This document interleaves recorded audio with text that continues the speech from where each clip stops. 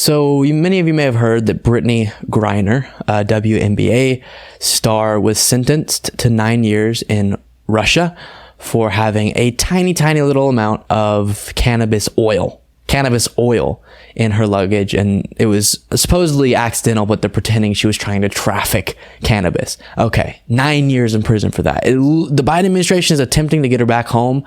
So I don't think she'll have to serve all 9 years. Hopefully not, but that's where things sit now. Tomi Lahren, I don't know if you're aware of who that is. She's just a right-wing figure who has been more prominent, less prominent at different times, came out and tweeted on Twitter, obviously, that Brittney Griner kind of deserves this, okay? So we'll give you the exact language, but that's the sentiment, and that's why we're going over this, because it represents this feeling by people on the right, by some people on the right, that you can't criticize and believe things are wrong about America without being an America hater who doesn't deserve to be here, should go somewhere else, and in this case should be in prison for 9 years in another country.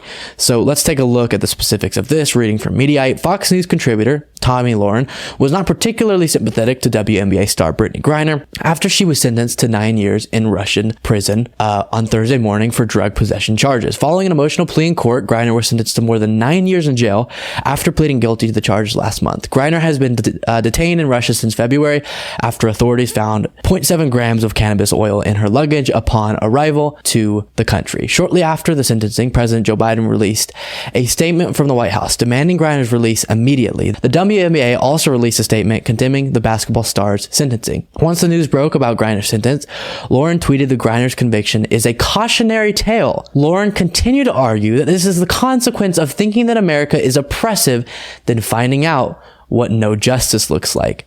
So we're going to continue reading, but her response to this is not to stay quiet. Her response to this is not to say, obviously, we want this American who seems to be getting persecuted unjustly, or is getting persecuted unjustly, should be released. No. Or even just being somewhat sympathetic to that. Instead, it's, this is a cautionary tale. This is the consequence of thinking that America is oppressive. Wow. Let's take a look at that tweet. From Tomi Lahren, Brittney Griner is a cautionary tale. Hate America? Think it's oppressive? Go to another country, play stupid games, and find out what oppression and no justice looks like. Too bad, too sad, she says in her next tweet. On the bright side, B. Griner won't have to endure our national anthem for 9 whole years.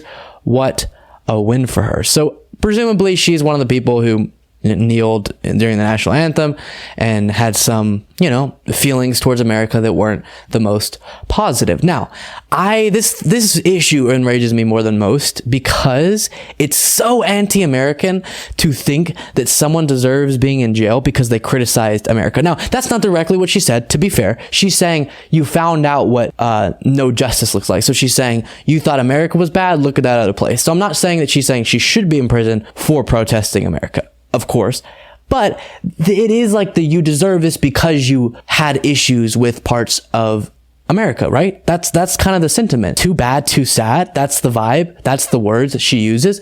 Yeah. So she's saying that, see, you criticized America and this is why you should go somewhere else and find out what not being in America looks like.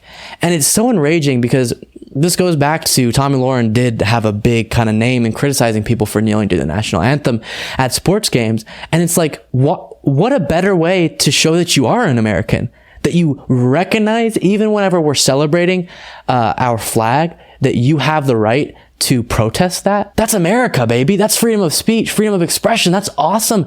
Regardless of if you and I are going to have a conversation and agree on which parts of America are broken, which parts need to be fixed, I absolutely support and love the fact that you have the right to do that in our country. And so it's the same thing as whenever I see right-wingers protesting. I can say I don't like what they're protesting about, but I love the fact that they're able to go do that. And it's a beautiful thing about America and other countries, but America being one of them and kind of on the forefront in many ways. And so her expressing the sentiment that, this is a cautionary tale. This is the consequence of being anti-American or whatever is wild. Why can't you live in a country, think that parts of it are oppressive, think that there's parts of it that are broken, and still have a complete right to be there, a complete right to have your voice heard, and not be seen as super anti-American or whatever.